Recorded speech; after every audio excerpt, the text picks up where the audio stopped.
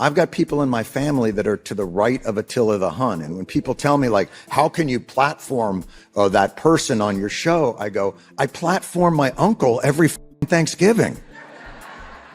And by the way, I love him. He's a three-dimensional human being who has qualities that I really admire, things about him. And we've lost that.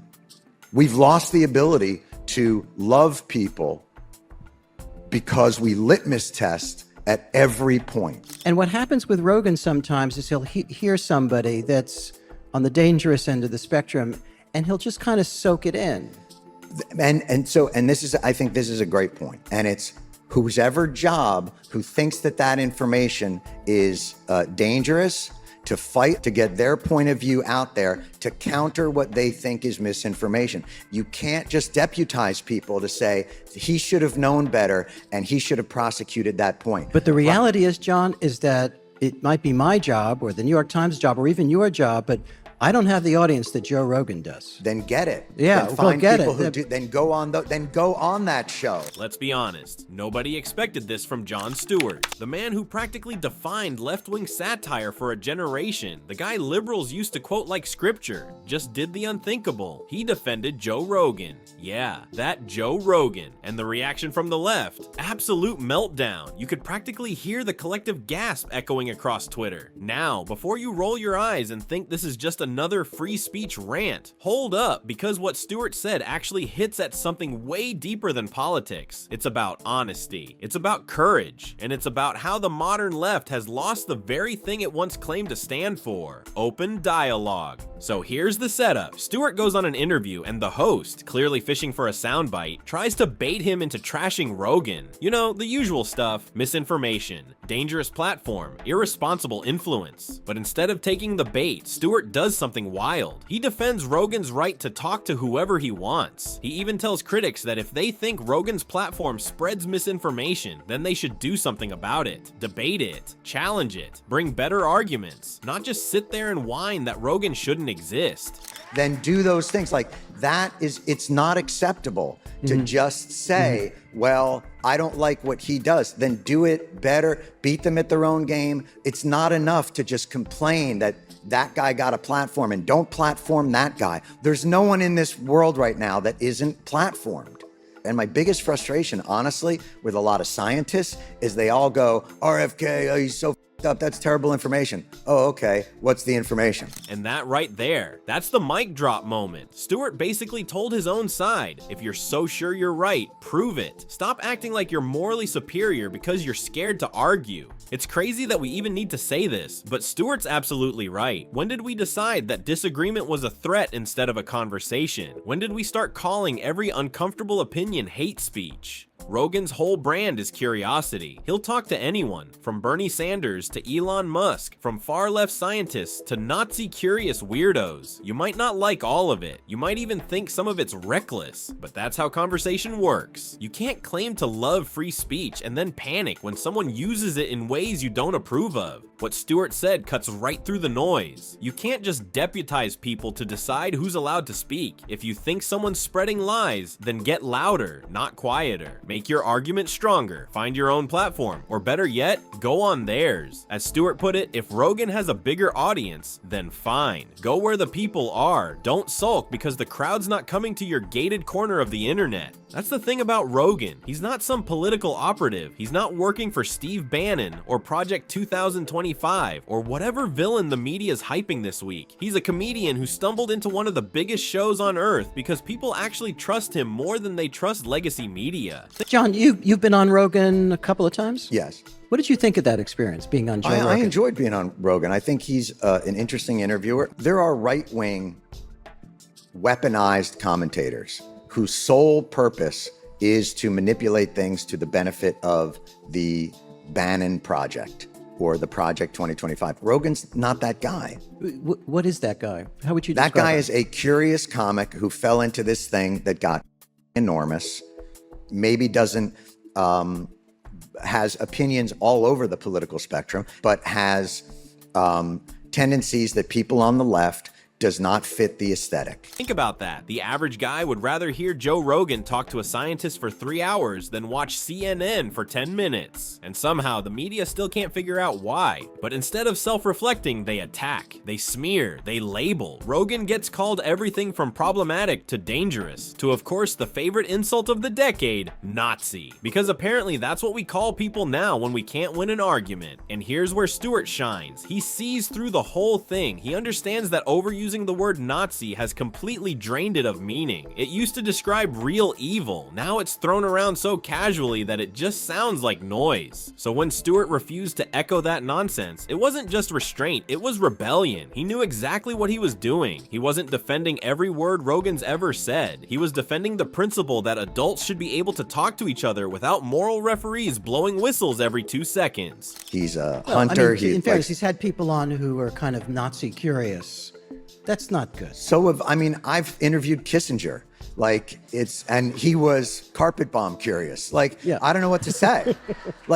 It's very easy to castigate those where we're but he had an opinion a few years back that's, corrosive. But the difference is when he was carpet bomb curious, you didn't say, oh yeah, that's awesome. And honestly, that's what makes this whole thing so fascinating. Jon Stewart is one of the few public figures who can still call out hypocrisy on his own side without instantly being cast as a traitor. Most of Hollywood wouldn't dare, but Stewart, with that same wry grin he's always had, just looked at the mob and basically said, do better. You can almost imagine the silence that followed. And here's where it gets really interesting. The interviewer pushes back and says, well, sure, but it's not fair. Rogan has a huge audience. The New York Times doesn't, and Stewart fires back. Then get one. Find people who do. Go on those shows. Do the work. That's such a simple, brutal truth. And what happens with Rogan sometimes is he'll hear somebody that's on the dangerous end of the spectrum, and he'll just kind of soak it in. And I think this is a great point. And it's whoever job who thinks that information is dangerous, to fight to get their point of view out there to counter what they think is misinformation. You can't just deputize people to say he should have known better and he should have prosecuted that point. But the reality is, John, is that it might be my job or the New York Times job or even your job, but I don't have the audience that Joe Rogan does. Then get it. Yeah, then find get people it. Who do, then go on that show. The left complains about losing the cultural conversation, but refuses to show up to the actual conversation. Rogan offered Kamala Harris a seat years ago. She declined, not because she was too busy, but because she was scared. Rogan's format doesn't allow rehearsed talking points or PR safety nets. It's 3 hours of raw, unfiltered honesty, and apparently that's too dangerous for the people who claim to speak truth to power. And that tells you everything you need to know about why Rogan dominates and why the old guard media is dying. Joe Rogan is a comedian and actor and game show host who is curious and started doing this podcast where he platforms, even that word is getting to be so annoying.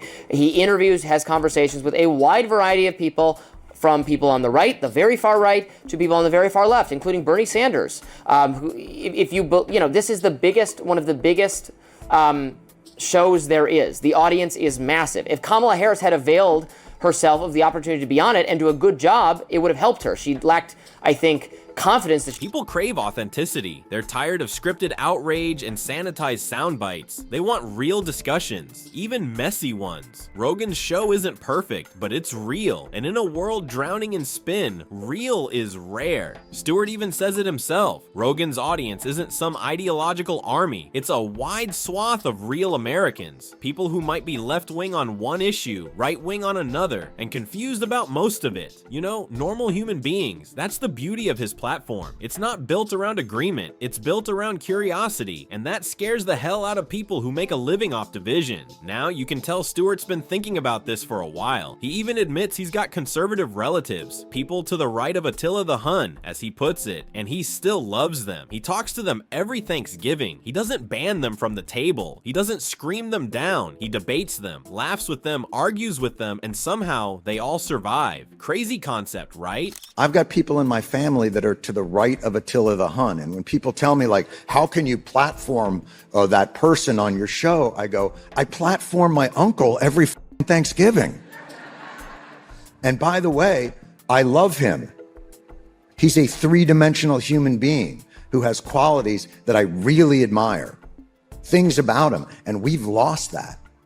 We've lost the ability to love people because we litmus test at every point. Engaging with someone you disagree with instead of excommunicating them, but apparently that's controversial now. Some online progressives lost their minds over Stewart's comments. One guy on X, formerly Twitter whatever, wrote, "We'd be closer to solving racism if white people realized their nice relatives wouldn't be so nice if they weren't white." Another said, "The right wants to take human rights away from my family. No one who shares those views is welcome in my home." And that right there is exactly what Stewart's warning about. We've replaced empathy with purity tests. If someone disagrees with you, they're not mistaken, they're evil. And if they're evil, why even talk to them? Why debate when you can just cancel? But that mindset is poison. It doesn't change minds. It hardens them. It doesn't heal division. It deepens it. And sooner or later, that kind of moral absolutism eats its own side alive. Jeremy Fassler says on X, quote, "We'd come so much closer to solving racism in America if white people realize the nice relatives they sit across from at Thanksgiving wouldn't be so nice to them if they weren't white." And writer Josh Olson says, quote, "The right wants to take basic human rights away from multiple members of my family and other people I love. No one who shares those views is welcome in my home or my family, ever. Jon Stewart is so wrong on this, it's jaw-dropping." Stewart's not saying agree with conservatives. He's saying stop pretending they don't exist. You can't build a healthy society by exiling half of it. That's not progress. That's isolation. Real progress comes from conversation, even when it's messy, especially when it's messy. And that brings us back to Rogan. His show embodies exactly what the modern left has forgotten: the art of listening. Not agreeing, not endorsing, just listening. Having a conversation where no one knows where it'll go, where ideas collide instead of being filtered through PR teams. That's why his audience is so massive, because people are starving for that kind of authenticity. And let's be real, Stewart's right again when he says you can't deplatform people anymore. That era's over. The internet leveled the playing field. Everyone's got a megaphone now. You can't just make ideas disappear because you find them uncomfortable. The only way to beat bad ideas is with better ones. You can't fight misinformation by silencing it. You fight it by exposing it, dissecting it, and proving it wrong. That's how you win minds. Not by banning people, but by outsmarting them. Then do those things. Like that is, it's not acceptable to just say, well, I don't like what he does. Then do it better, beat them at their own game. It's not enough to just complain that that guy got a platform and don't platform that guy. There's no one in this world right now that isn't platformed.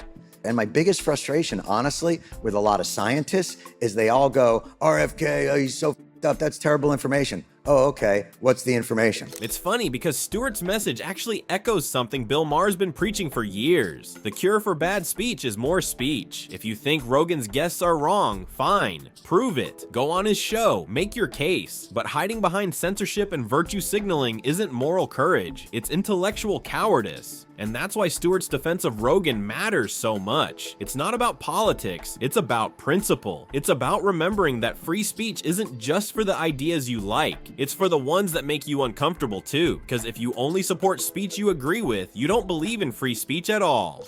You know, not every single Rogan episode or interview takes the conversation in exactly a direction I would or I like, but that's fine. It's not exactly for me. It's for a wide swath of real Americans who have confusing views and views that are all over the place, that have right-wing views on social issues and left-wing views on economic issues, or vice versa. And for, David Remnick was like, oh, it's Nazi adjacent. Well, yeah, people have Nazi adjacent views out there, and you could no longer just ignore this kind of speaks to what I talked about in my radar. We no longer live in a world where there's a small number of TV channels and a small number of book publishers. Now, some people on the left will twist this, saying Stewart's defending extremists or platforming hate. That's nonsense. He's doing the opposite. He's reminding everyone that the way you defeat extremism isn't by pretending it doesn't exist. It's by confronting it head on. You can't change what you refuse to engage with. And that's the brilliance of this whole moment. It's not just about Joe Rogan, it's about a cultural reckoning. For years, the left built its identity on being the open-minded side, the thinkers, the questioners, the ones who challenged authority. But somewhere along the way, they became the authority. They became the moral police, deciding who's safe enough to speak. And now, one of their own, one of their heroes, is calling them out on it. Jon Stewart didn't betray his values. He reminded everyone what those values actually mean. And look, this isn't to say Rogan's perfect. He's had some wild takes. Some of his guests have been flat out wrong, but here's the difference. Rogan doesn't pretend to be a saint. He's not claiming to have all the answers. He's just curious. And that curiosity is exactly what drives progress. When you stop asking questions, you stop evolving. And you can effectively